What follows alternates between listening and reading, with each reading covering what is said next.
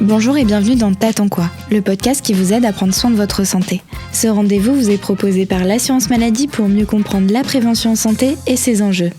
Ici, pas de jargon compliqué mais des témoignages authentiques, des paroles de professionnels et des récits de vie qui éclairent nos choix de santé au quotidien. Quand on reçoit le courrier, tout de suite on se dit « Ah, on est vieux !» Aujourd'hui, on parle dépistage du cancer colorectal avec Katia et Eric, un couple de cinquantenaires qui a passé le cap du dépistage. Et pour répondre à nos questions médicales, nous avons Françoise Guégan qui est pharmacienne. Le cancer colorectal, c'est environ 17 000 décès par an en France. Et pourtant, il y a seulement une personne sur 3 concernée qui fait son dépistage. Bonjour Madame Guégan, est-ce que vous pouvez nous expliquer pourquoi ce dépistage est si important ? Eh bien, c'est un dépistage qui est important parce que le cancer colorectal est un cancer qui ne se voit pas. Détecté tôt, ce cancer se guérit très bien. Qui doit se faire dépister ? Eh bien, toutes les personnes entre 50 et 74 ans, les hommes comme les femmes. Après 75 ans, on bascule plus sur un dépistage personnalisé et donc on réoriente plutôt vers le médecin traitant qui va juger de la pertinence du type de dépistage. Bonjour Katia, bonjour Eric. Quand on a 50 ans, on reçoit le courrier d'invitation pour faire son dépistage. Quelle a été votre réaction ?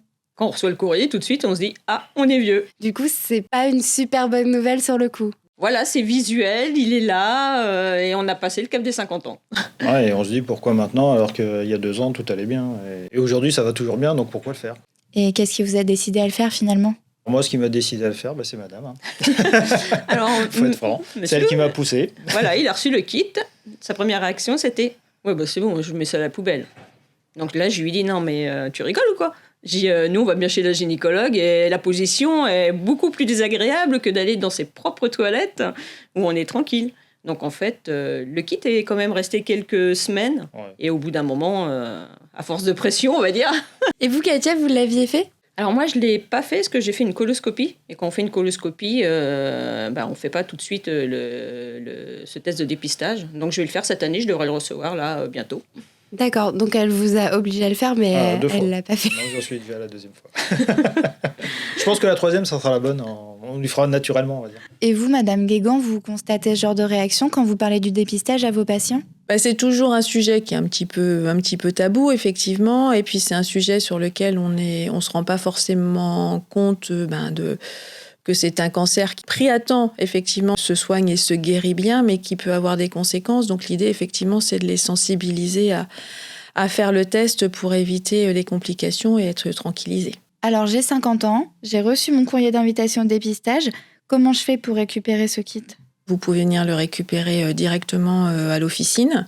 Nous, en fonction de certains critères et des questions qu'on a à vérifier, on s'assure que vous êtes bien éligible. Si c'est le cas, effectivement, on vous remet le kit. On vous explique comment le faire si c'est quelque chose que vous n'avez jamais fait. Et puis, en parallèle, vous pouvez également le retirer chez votre médecin traitant et aussi en ligne. Et Eric, vous l'avez récupéré où, vous ?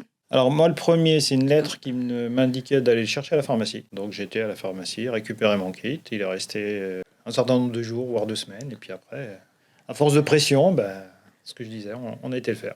Et le deuxième kit, il l'a reçu au mois de juin. Il l'a reçu directement à la maison.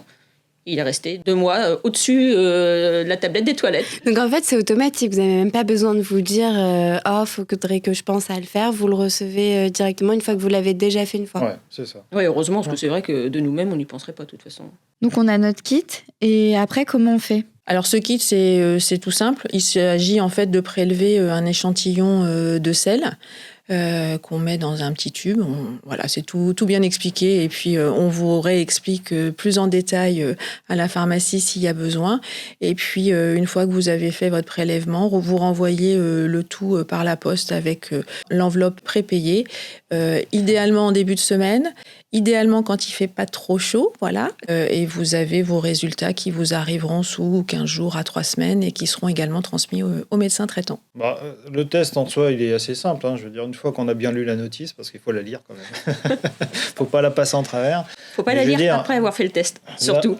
L'avantage du test, c'est que en fait, il se fait quand on a envie. On n'a pas de contrainte de rendez-vous, on n'a pas le stress non plus. On est à la maison, on est chez soi. Il y a quoi dans le kit ? Alors dans le kit, il y a 3 volets. Il y a une partie accessoire, je dirais, pour poser la feuille sur le lunette des WC, qui nous explique aussi le petit grattoir là pour récupérer les sels et les mettre dans le tube.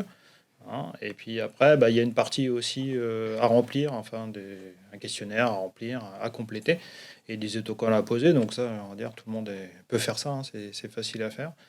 Et après, je dirais, alors, bon, certains ils disent qu'il faut l'évacuer dans les toilettes. Moi, j'ai tout ramassé, j'ai mis ça à la poubelle, mais voilà, après, c'est que de la logistique, quoi. Il n'avait pas lu la notice. Non, puis tu as aussi l'effet de dire, ça me prend du temps, machin, Non, en fait, en 5 minutes, c'est fait, quoi. C'est simple, c'est pratique, c'est hygiénique, hein. On le fait quand on veut. Et puis après, au moins, je dirais, on a la sécurité du résultat, ou pas du résultat, mais s'il y a un résultat négatif, au moins, on sait qu'il faut aller se faire soigner. Un des points qui dit qu'on a envie de différer le test, c'est de dire, on s'en en forme, donc pourquoi le faire? Et la deuxième fois qu'on le reçoit, c'est la même chose. La première fois était négative, pourquoi le refaire une deuxième fois? Mais en fait, ça rentre dans un système de prévention. Que diriez-vous à vos proches si vous vouliez leur donner envie de le faire? Il vaut mieux prévenir que guérir, parce que si on est trop malade, c'est trop tard. C'est un test qui est indolore, qui est facile à faire, un test qui peut sauver des vies, donc il ne faut pas hésiter à le faire. Merci d'avoir écouté cet épisode de T'attends en quoi, le podcast de l'assurance maladie. Un grand merci à Katia et Eric pour leur témoignage et à Françoise Guégan, pharmacienne, pour toutes ces explications pratiques. Vous l'avez entendu, ce cancer n'est pas une fatalité. Un kit à utiliser en quelques minutes à la maison et ça peut faire toute la différence. Parlez-en avec votre médecin ou votre pharmacien ou rendez-vous sur amélie.fr ou jefaimondepistage.cancer.fr.